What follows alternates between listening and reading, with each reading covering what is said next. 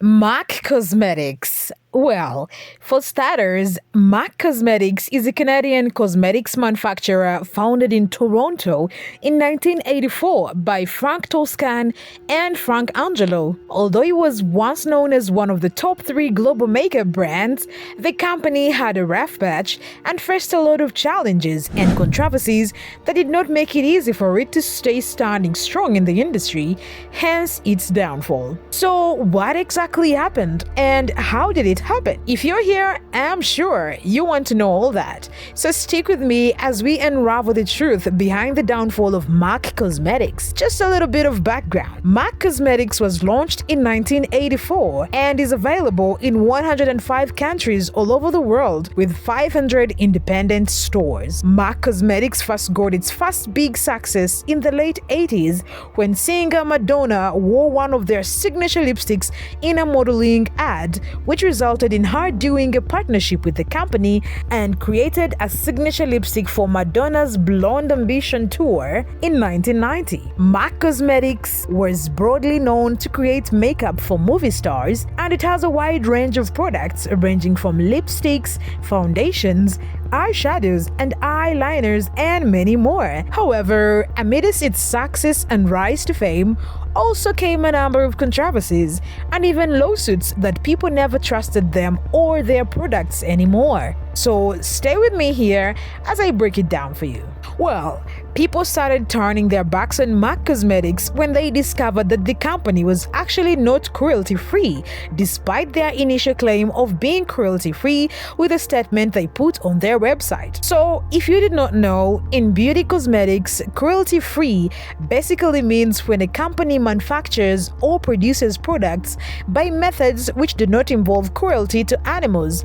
For example, using animals in testing cosmetic products or using animal ingredients in manufacturing the actual product. According to a statement titled "Working Toward a Cruelty-Free World," MAC Cosmetics says they are totally against cruelty towards animals, but it was later exposed that it actually uses animals to test their products. So, hear me out. MAC Cosmetics is owned by Estee Lauder. This cosmetics giant has openly tested on animals for a long time and has recently actually faced a controversy after they conducted a secret test on cosmetics in China. That controversy sparked a lot of attention that it made people look into MAC Cosmetics to check into their cruelty-free status. But without even going far, the fact that Estee Lauder, which owns MAC Cosmetics, uses animals to test their products is enough to understand that there is no way that MAC Cosmetics do not involve animals in their production process at some point. Anyways, also when you look at their statement that says they do not test on animals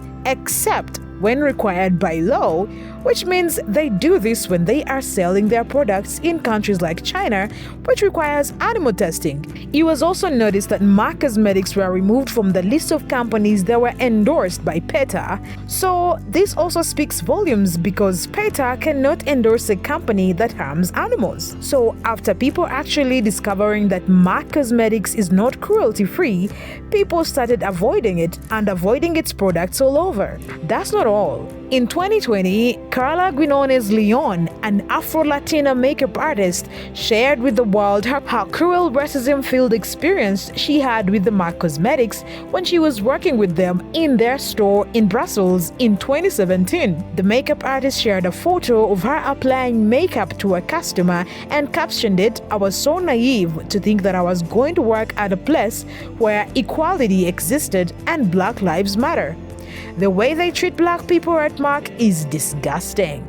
She went on to explain that she was often told not to spend much time working on black customers and that she should be more rough with them because they are used to pain and can be able to handle some more. The artist also shared that she was told that she wasn't hired for her skills, but mainly because she was the token of a black person that needed to be filled. After she shared her story, it opened doors for other people to come forward to share their experiences with MAC where one said that she was hired as a black seller and her role was to prioritize attending to black customers and empty their wallets as much as possible, while another said that she was told by a member of staff that she was too black. Since then, fans started sharing their concerns online, acknowledging racism within MAC and calling for justice for black people. One fan wrote, "When your former employees are coming out saying that they received racially based hate from your management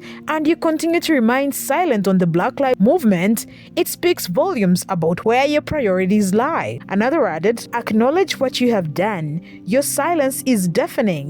You need to issue apologies to the undoubtedly countless people of color you have hurt over the years." Gladly, MAC eventually came forward and apologized for the way these people were treated. They issued a formal apology via their Instagram, which read, "We want to thank the individuals who have come forward and let them know how deeply sorry we are for the pain they felt and are still feeling. Our listening is not silence. Listening leads to learning.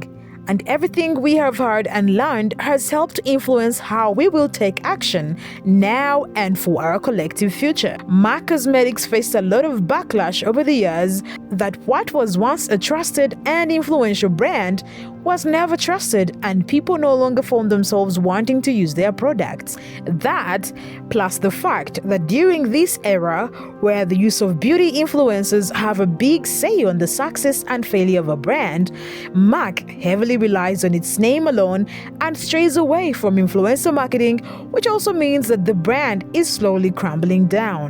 Also, in this era where social media has taken over the beauty industry and different trends like soft girl era on TikTok are the ones with that are having all the attention right now. This has made it hard for MAC to pivot these trends because its formulas are highly pigmented. So I think that MAC really wants to stand up again and reclaim its initial place as a global cosmetic brand. It should go with the trends, make a good use of beauty influencers, and be honest with their consumers. Because if not that, they would be headed for being forgotten. But I also want to know what you think about MAC Cosmetics. Do you really believe that the brand has declined? Do you think it has a good future ahead of it? Well, let me hear what you have to say in the comment section. Until next time, keep it here.